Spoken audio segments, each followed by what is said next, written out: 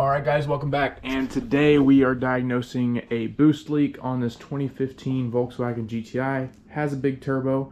I'll show you a quick clip of how I know it has a boost leak. Jumping in on the computer here, we are using a software called DataZap. This is a logging software for the Cobb access port. Some of the modules we have selected here is air fuel ratio, engine speed RPM, target boost pressure, and boost pressure. Target boost pressure is the orange line, actual boost pressure is the blue line. This log goes all the way from 1900 RPM to 6800 RPM. We are hitting peak boost at 3500, all the way holding it to 6500. This turbocharger is supposed to hit peak boost at 3300 RPM, based on my previous logs, based on what the provider has stated for the turbo, 3300 RPM. So we're hitting peak boost 200 pounds late, indication of a boost leak. Also, our blue line, it gets really close here, but we're still about 1.5 pounds away from our target. You can see we're 28 pounds of boost, the blue line, and our target boost pressure is 29.3. And this is consistent all the way through the curve. You can see here at the top, we are getting 29.8 pounds of boost, whereas the tuner set that we're trying to hit 32.5. So we're about 3 pounds off here. So that is a pretty good sign that we do indeed have a boost leak. And here we have a AutoLine Pro smoke machine. This is the shop series. It has a heating element in here, much like this. Now this heating element actually went bad. This is pre-soaked from the factory. This heating element went bad and one of these wires broke on me. I reached out to customer service and in 3 days I had a new one, along with these seals, nut, and a fresh bottle of smoke fluid. Alright, so how are we going to make this fix this old thing? So we're going to take off our filter, our inlet pipe, and our PCV breather hose. Now, what are we doing with the can of brake clean, you may ask? We don't need that. It's going to be this cap right here. We're going to make a little cap with this paper towel that goes over the PCV breather hose. And then we're going to need this funnel, shove it in the inlet pipe, fill it up with smoke, and we'll see where the smoke comes out of. We're going to need this little guy to take off our 2 hose clamps. Let's get to it. 3, 2, 1, go.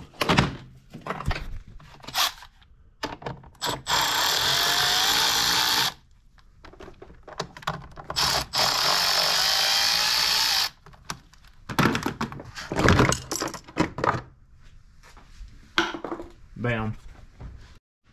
All right, brake clean, cap, paper towel.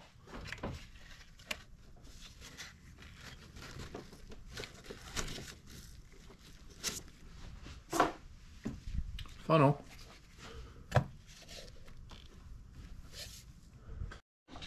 Smoke machine. Bam. All right, we want heat only. Start heating up the coil. What we'll see, let me get that hose on real quick. All right, now what's super crucial here is that you have no air movement in your garage whatsoever. What you're gonna do is you're gonna let this heat up so you can feel it be a little warm. You're gonna go to heat, from heat to heat aux, which is the air pump. As you can see, put it in there. Some smoke coming out of what appears to be the turbo muffler. Huh. Alright. Now let's see if we can find any smoke anywhere else. Nope. Nope. A little bit right here. See it? Hold on. See where that's coming from. Oh, getting closer.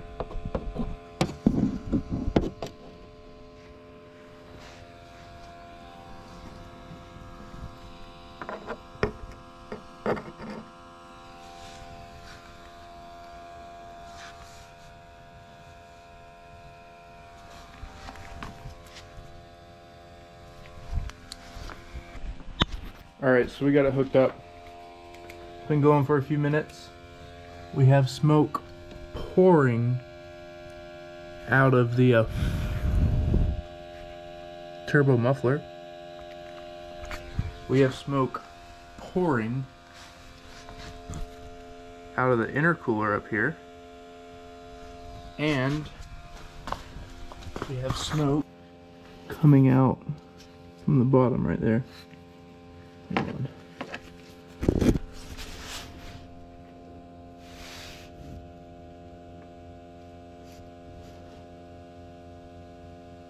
And a little bit coming out right there.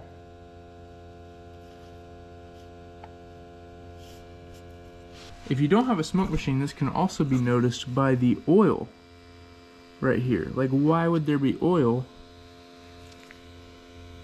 residue right here if there wasn't some sort of boost leak in this area?